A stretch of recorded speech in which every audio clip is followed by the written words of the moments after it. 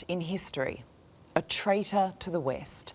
Our ambassador to the US, Kevin Rudd, is probably regretting those comments right about now as Donald Trump prepares to move back into the White House.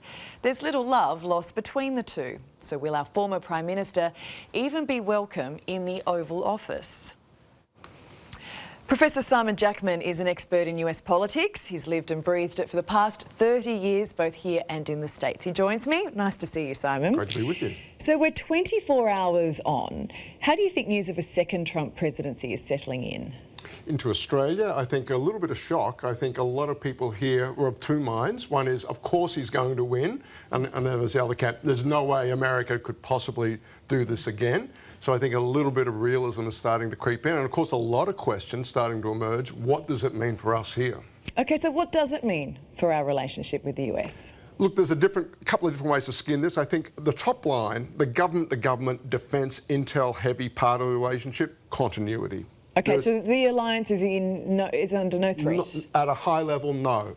There may be some bumps in the road once you have the high variance character of Donald Trump on the road. And that was a really interesting challenge for Australia during the first 4 years of Trump. There's a lot of experience on how to manage that. You get up close and personal to this guy, a bit of flattery, all of that. I think we've got some runs on the board with how to navigate that. But I think the alliance per se is in great shape. AUKUS is exactly the kind of deal that Donald Trump thinks all the allies should be signing up for. So I think we're almost the model ally from a Trump perspective, no problem there. Keep an eye on tariffs, though. Now, that's going to be really interesting. Does Trump inadvertently blow up the global economy, and is there fallout for Australia in that? There's a chance, though, that in the short term, tariffs on China actually mean we get more Chinese goods at lower prices. It could actually, in a weird way, end up being good for Australia in the short term. OK, now there was something in there you talked about with Trump and flattery. We have a small problem. I mean, our Prime Minister has said some not so nice things in the past, but you know, we'll move on from that. That was 2017. But let's focus on our ambassador to the US, Kevin Rudd. He said Trump is, and I quote, the most destructive president in history, and described him as a traitor to the West. Does that hurt our relationship with the US? It's unhelpful in the short term, but I'm going to go back to there is so much at stake for both Australia and the United States in this relationship working for both sides. That will get managed. Pragmatism, I expect, will prevail. There is a long history, by the way, and I'd point to J.D. Vance, Trump's vice president, as being on this long list of people who at one time or another have had bad things to say about Donald Trump. I think he called him reprehensible. At least that, and perhaps more than once.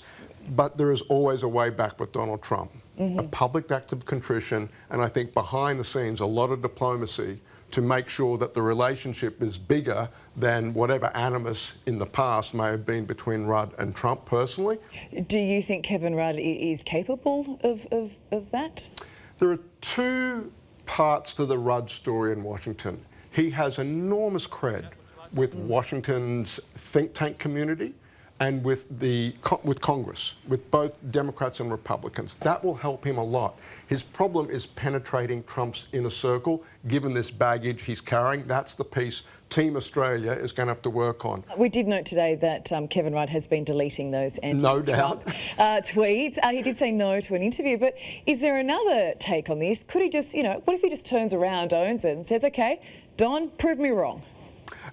I don't think that would be wise. I think diplomacy, like sausage making, is perhaps best seen at the end rather than the process. But I expect there'll be a lot of behind the scenes kissing and making up. So I think Americans sent a very strong message with their vote. What can our politicians, and I guess particularly Anthony Albanese, if he wants to stay in the lodge, take from that? I think this election, we are over-interpreting. America is embracing Trumpism. I don't know that that's the story as much as they're sending a signal.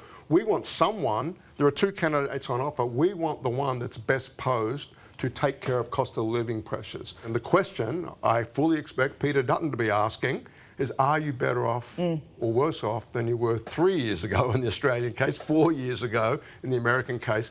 That's a question incumbent governments around the world have been struggling with. You've got to deal with that before you can ask voters to start thinking about abortion, about even immigration, or climate about change, or Donald Trump being a threat to democracy. Those are going to fall down the list while economy stays as issue number one. Well, all you're thinking about that point is, okay, how do I earn as much money as I can to look after my family, be able to send them to school and pay the bills? Kamala Harris was not talking about that.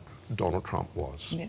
Okay, so then if we look at Donald Trump with control of the Senate, the House, White House and a Supreme Court on his side, is that too much power, and who is going to rein him in?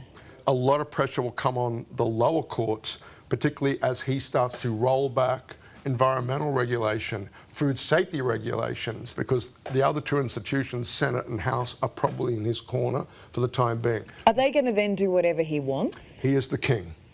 This is a victory, and we shouldn't understate this. It is his. If it wasn't his party before, my goodness, it is now. He is the king, and the lion is going to eat, right? And they will follow him, and he's going to enact some of the things he talked about, and there's not much anybody can do about that, even if they wanted to. That's going to be very interesting. Thanks, Simon. Thank you.